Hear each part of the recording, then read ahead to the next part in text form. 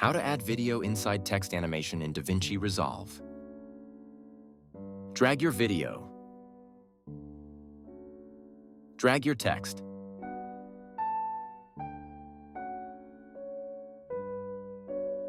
Select your clip and change the composition to the darken. You can change the text and the size as you wish. For purpose of the video, I will write transition. You can change the shrift as well.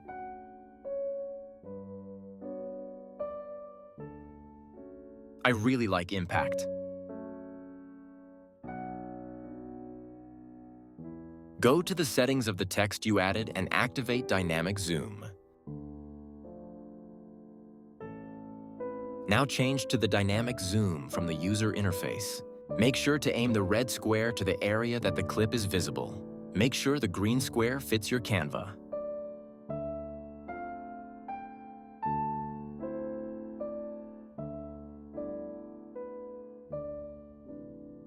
As you can see, after the text transition, our screen became black. Don't worry, we are going to fix it. Push B button and cut the clip where our text ends. Go to the composition and change it back to the normal.